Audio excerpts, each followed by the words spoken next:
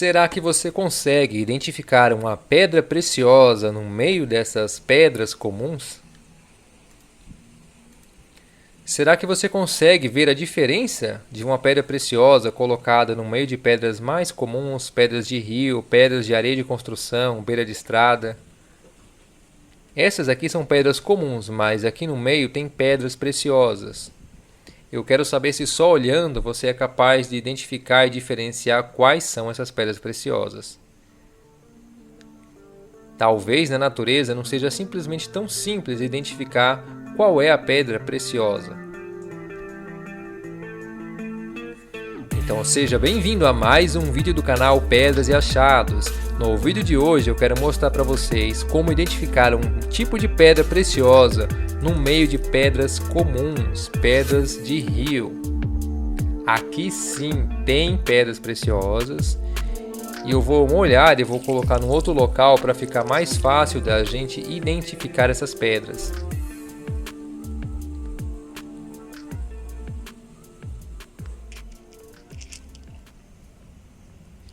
Agora sim eu coloquei num outro local para a gente visualizar, mas mesmo assim eu duvido muito que você acerte qual dessas pedras aqui são as pedras preciosas. Aproveita para observar bem, dá seu palpite. Aqui tem mais de uma pedra preciosa no meio de pedras comuns. Isso não significa que todo rio, toda areia, todo local com pedrinhas vai ter pedras preciosas. Mas as pedras que vamos mostrar aqui, vamos mostrar também as características que você tem que observar para saber se de fato você está diante de um tipo de pedra preciosa bem específico, que pode dar assim também rolado de rio e pode passar batido. Notem que não é só a cor que vai fazer com que você identifique a pedra preciosa. Um fator importante para a identificação da pedra preciosa é o peso. Notem que mesmo olhando vai ser difícil você saber. Notem que eu estou dando várias chances para que vocês tirem suas conclusões aí de quais são as pedras preciosas. Mas eu já vou adiantando um pouco como você pode identificar as pedras preciosas. A maioria das pedras preciosas tem um peso maior do que pedras comuns de quartzo. E é o caso dessa pedrinha aqui, que pode ser uma pedrinha aparentemente simples e sem graça, mas ela tem um peso bem diferente, bem maior do que a maioria das pedras do mesmo tamanho. Isso daqui é nada mais, nada menos do que uma safira. Mas você pode até estar se perguntando, mas nossa, uma safira, em comparação a outra pedra de quartzo na mão, essa pedra aqui, mesmo sendo maior, parece ser bem mais leve do que a pedra que é a safira. Essa daqui é um quartzo com inclusões.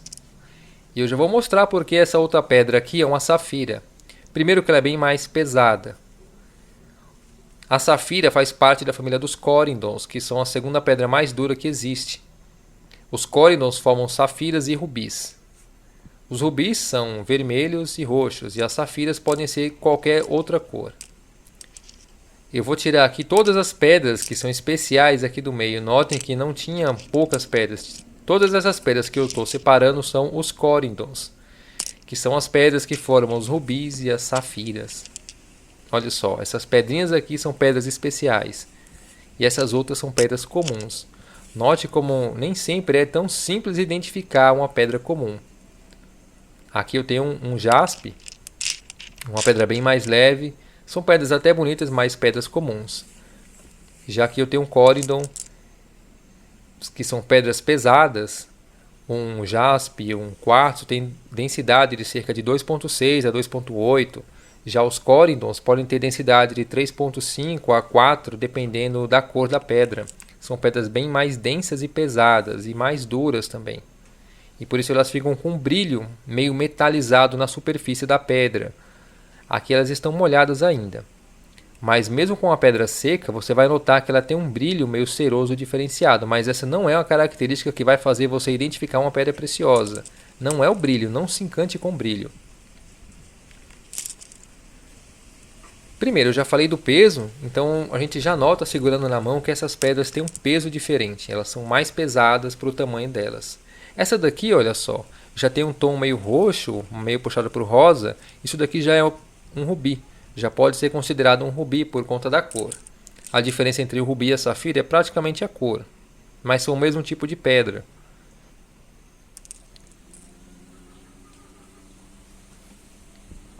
Existem algumas características que a gente pode observar na formação dos rubis. O cristal de rubi ele é sextavado, original, né? Essas pedras aqui estão roladas de rio. Notem no reflexo dessa pedra, gente.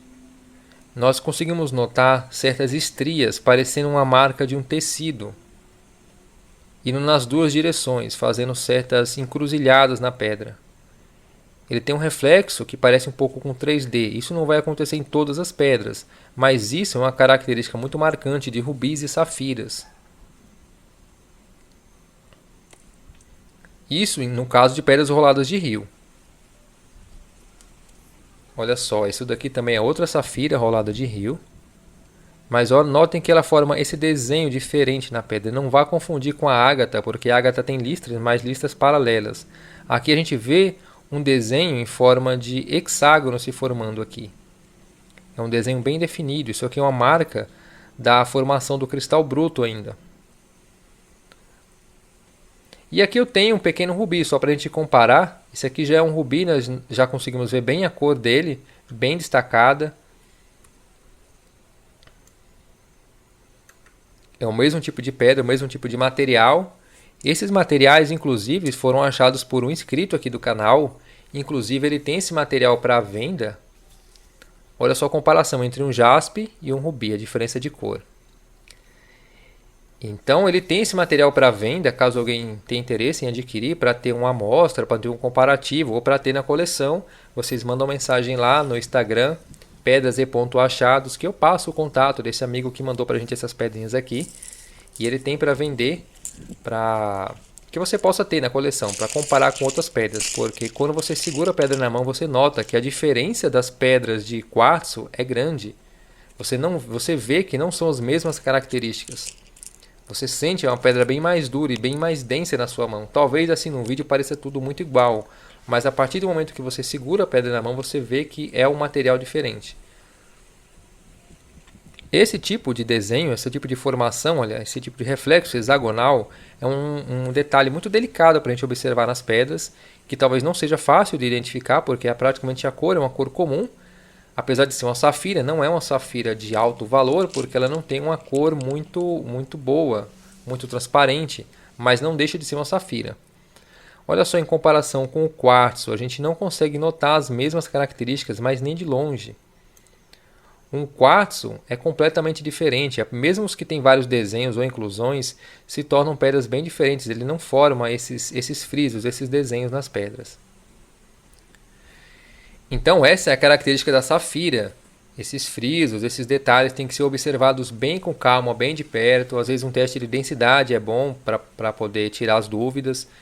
Mas sabemos também que o Brasil não é um local que tem safiras e rubis de qualidade, mas elas existem em vários pontos no Brasil. Já falamos vários pontos que elas existem nos vídeos das pedras preciosas de cada estado, que os links vão estar embaixo na descrição também. Então esses frisos são uma característica. Notem que essa outra pedra aqui, olha, ela não tem um reflexo, mas quando a gente coloca contra a luz, com cuidadinho, você consegue ver que a formação parece em várias escamas se unindo num único ponto, como se fosse um friso radial. É bem sutil, mas isso daqui não é nenhum tipo de característica de um quartzo. Isso são as características dos corindons. Então nós temos aqui uma pedrinha de corindon. Então por isso a gente vê que nem sempre é tão fácil a gente identificar as pedras preciosas na natureza. Quando a gente vê, parece ser tudo a mesma coisa. Nem sempre você vai achar uma pedra linda, maravilhosa, que chama tanto a atenção, que tem um destaque. Às vezes os detalhes são sutis, mas são os indicativos que ali podem ter pedras com melhor qualidade.